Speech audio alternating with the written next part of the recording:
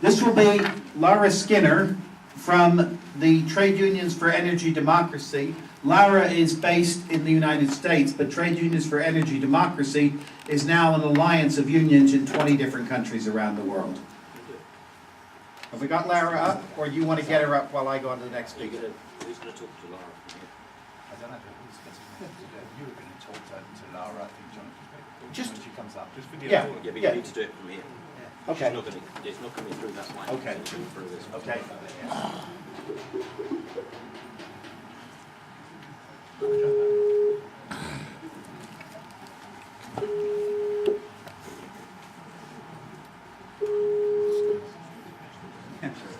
She's still there. She's turning from a dog into there she is. Lara, I've already introduced you, and you've got 10 minutes. Can you take it away now? Can you speak to us now? Okay, go for it. Can everyone see me now? Everyone can see. You've got really big screens. Yes. Okay. Oh, I Like can a see stadium. you. Yeah. Okay. Thanks, Jonathan. Good afternoon, everyone. As Jonathan, I think, already said, my name's Lara Skinner. I work for the Cornell Global Labor Institute, which is part of the Worker Institute at Cornell and the School of Industrial Labor Relations at the Cornell University.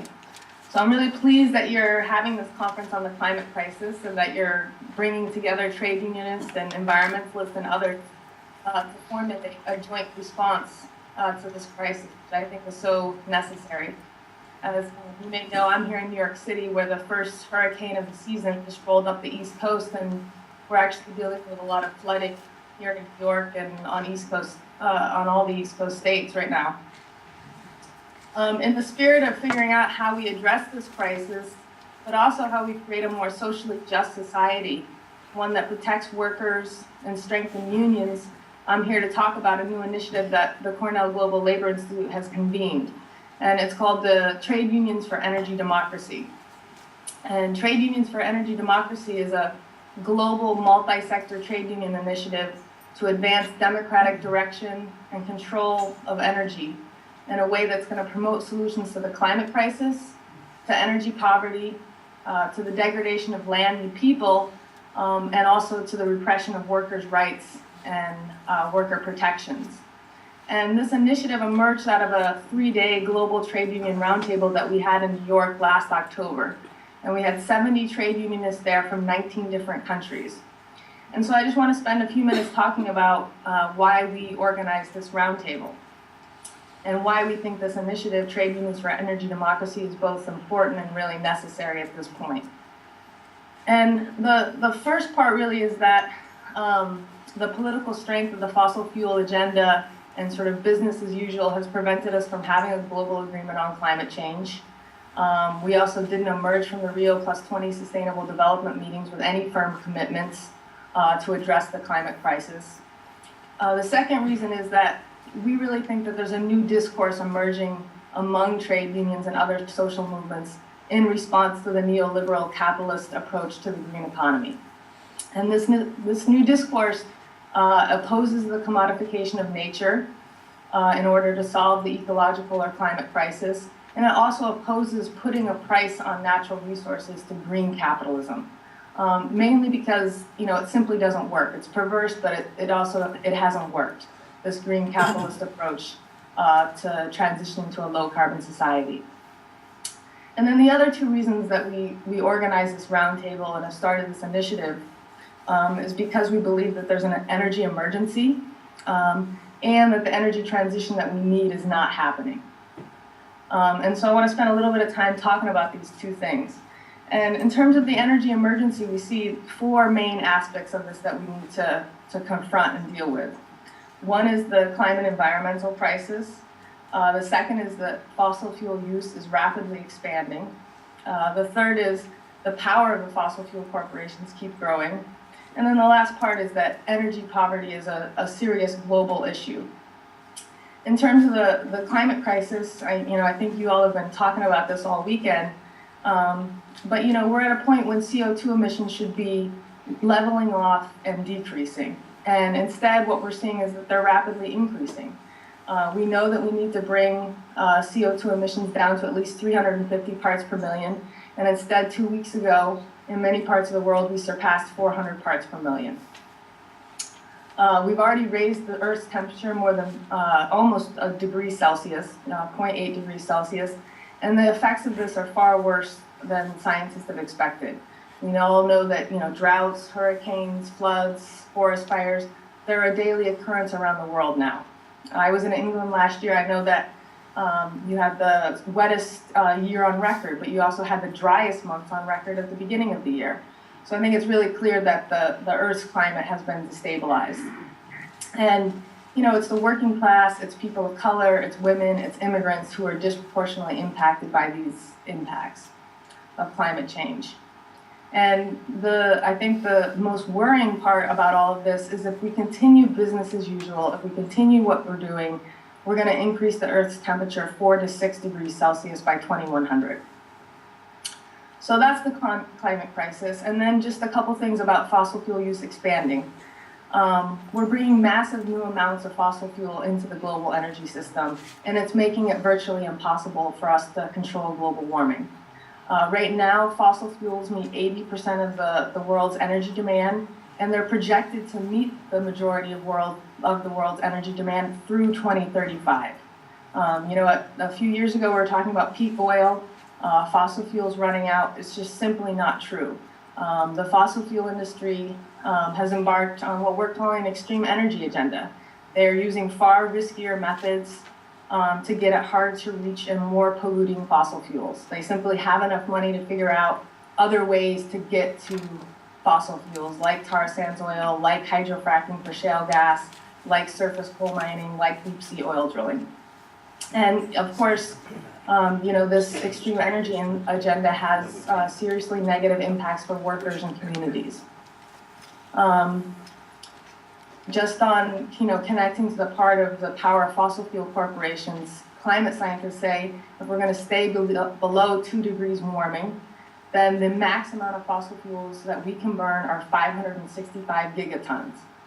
What we found, though, is that fossil fuel corporations already have 2,795 gigatons of fossil fuels in the reserves. This is fossil fuels that are already above the ground economically, 5 times more than is safe for us to burn. And this is worth $27 trillion.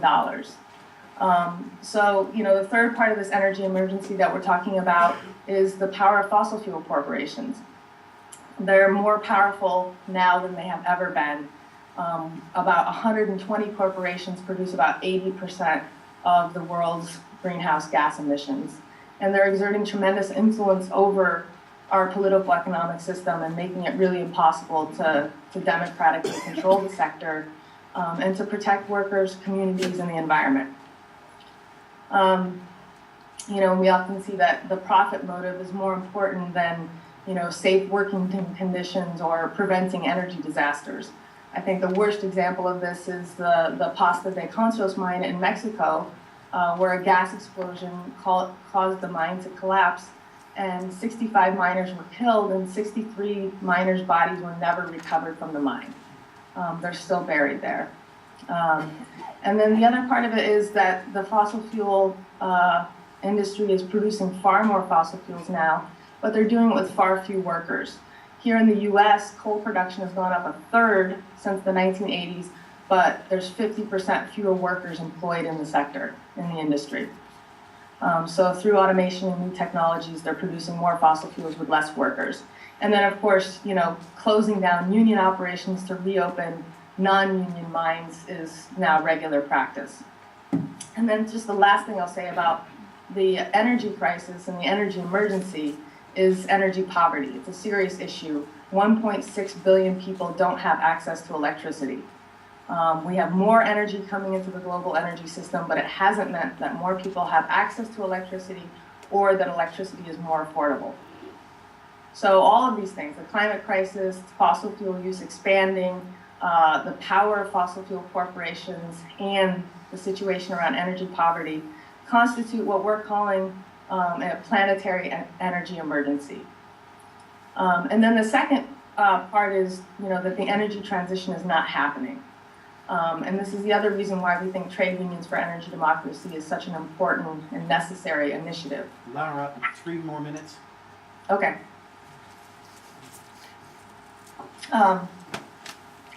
So, a couple of years ago, I think a lot of us in the trade union movement, we thought that the energy transition was inevitable. We had institutions like UNEP, the United Nations Environment Program, saying, there's this really optimistic picture for renewable energy. Green economy is going to emerge. We're going to have lots of green jobs. And what we found is that's just not happening. The reality is the demand for energy is increasing, and the bulk of energy investment is still in fossil fuels, and this is pushing emissions upward, rapidly upward. And wind and solar are still only making up about 0.3% of global energy supply. And then, other mitigation options like carbon capture and storage, nuclear, they're more controversial options, but in terms of addressing the climate crisis and reducing emissions, these should be options that are roaring forward. And again, it's just not happening. Fossil fuel corporations are not putting their money into these options, and they're only moving forward if governments are putting their money into it. And so we're just not seeing the projects unfold.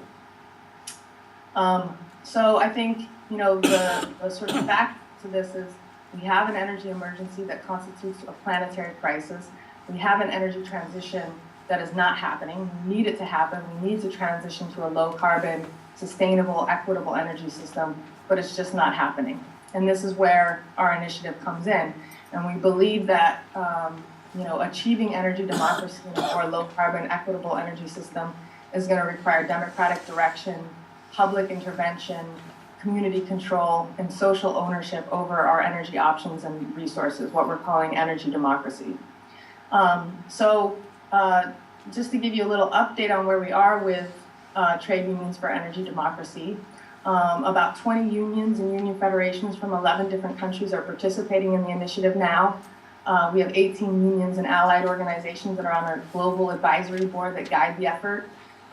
In the UK, GMB and the Fire Brigades Union have joined the initiative. We're also in conversation with Unison.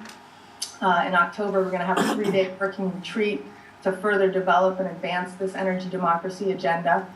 And we now have a website. It's www.energydemocracyinitiative.org.